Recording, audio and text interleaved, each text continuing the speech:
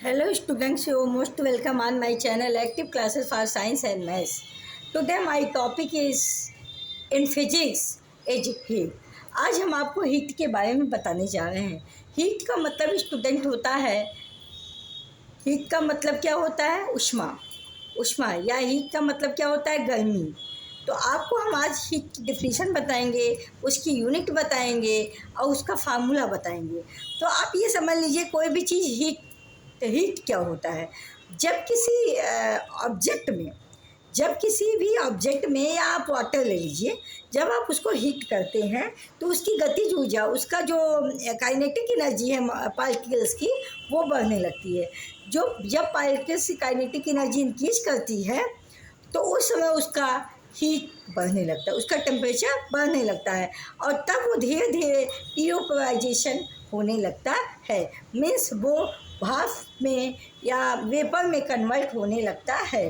तो हीट का concept total गतिज काइनेटिक एनर्जी से आता है। जब किसी पार्टिकल का मूवमेंट तेज़ी से होने लगे तो इसका मतलब है कि उसकी हीटिंग कैपेसिटी या हीट एनर्जी बढ़ने लगेगी। तो हीट का कंसेप्ट हमारा थर्मल एनर्जी से होता है।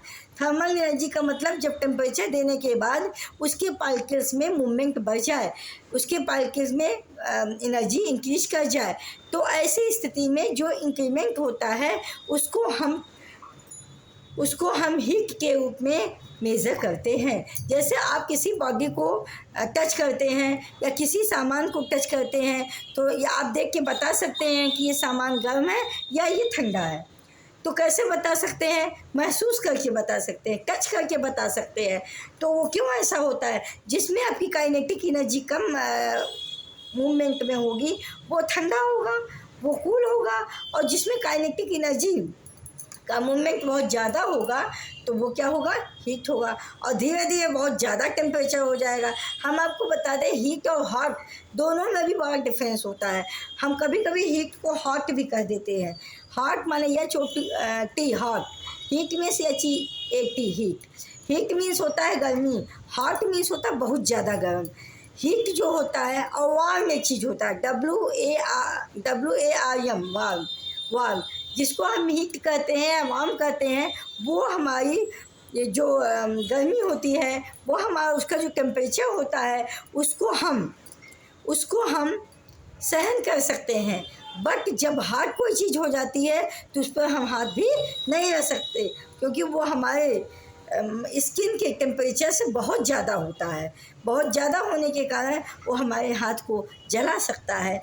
इसलिए आप किसी भी बहुत ज़्यादा गर्म वाली चीज़ को हाथ से टच नहीं कर सकते। किसी चीज़ से ही आपको उसको एक स्थान से दूसरे स्थान पर, one place to another place shift करना पड़ता है। तो आप जानिए कि हीट क्या है, डिफिनीशन हीट की क्या है। जैसे देखिए, the transfer of thermal energy from one object or system to another due to a difference in their temperatures. Heat naturally flow from an area of higher temperature to an area of lower temperature until they reach a balanced state. SI unit of the heat is joule and the is calorie, etc. Kilo calorie भी होता है। देखिए, ये जो heat है वो कुछ नहीं स्टूडेंट, ये सिर्फ थर्मल एनर्जी का वन बॉडी से, वन सिस्टम से अंदर सिस्टम, दूसरे सिस्टम में टेम्परेचर के डिफरेंस के कारण होता है। और हीट का एक नेचुरल प्रोसेस है। अगर कोई ठंडी चीज़ कोई गर्म चीज़ के संपर्क में रखी जाती है तो हीट का जो फ्लो होता है ही higher temperature to lower temperature की तरफ होता है। और ये काम तब तक होता है जबकि बोथ एक्वायर्स इक्वल टेम्परेचर, जब तक कि दोनों बराबर स्टेट, बराबर टेम्परेचर या बराबर गर्मी एक्वायर न कर लें या बराबर हीट तक न पहुंच जाए। तब कहने का ये मतलब हीट का एक नेचुरल कॉन्सेप्ट है कि वो उसका जो फ्लो होता है वो हमेशा higher temperature to lower temperature होता है। और कब तक होता है? जब तक दोनों का टेम्परेचर समान नहीं हो जाता। हीट की जो SI यूनिट होती है उसको हम जूल कहते हैं, और अनदर यूनिट में इसको हम कैलोरी भी कहते हैं, CAL से लिखते हैं, किलो कैलोरी में भी है। 1 कैलोरी इक्वल टू होता है 4.186 जूल। एक कैलोरी को 4.186 जूल लिखते हो। इसका फार्मूला क्या होता है हीट एनर्जी का, या थर्मल एनर्जी, हीट एनर्जी को denoted by Q is equal to mCs into delta T.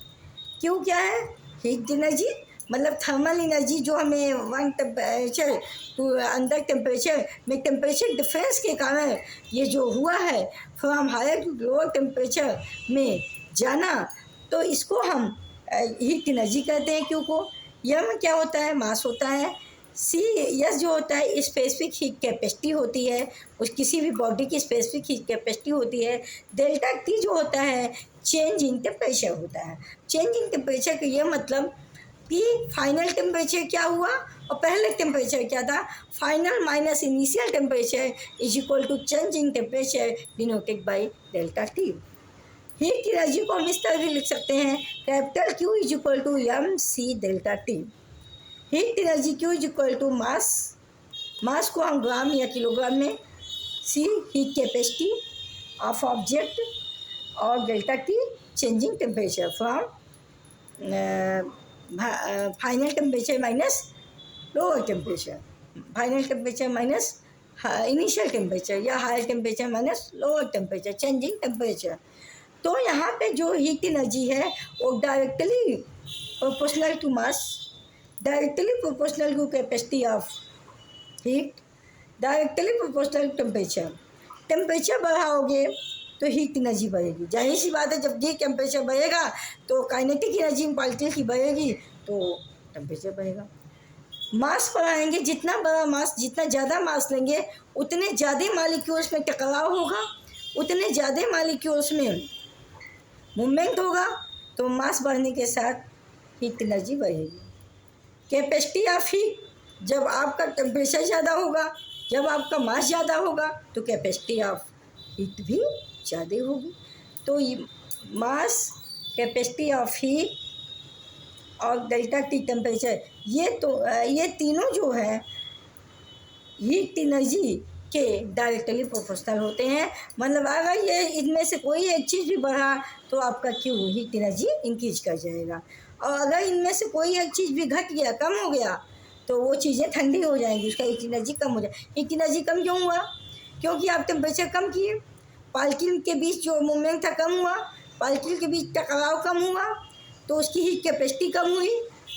ठीक, तो जब कैपेसिटी कम हुई तो हीट एनर्जी भी कम हो जाएगी। तो आज स्टूडेंट ये थे हीट के कॉन्सेप्ट। हीट का मतलब कोई भी चीज़ गर्म कितनी है, और टेम्परेचर का मतलब ये होता है, टेम्परेचर के बारे में अगर हम आपको कह दें तो टेम्परेचर का मतलब आप सिर्फ यही मत समझ लीजिएगा कि हीट है।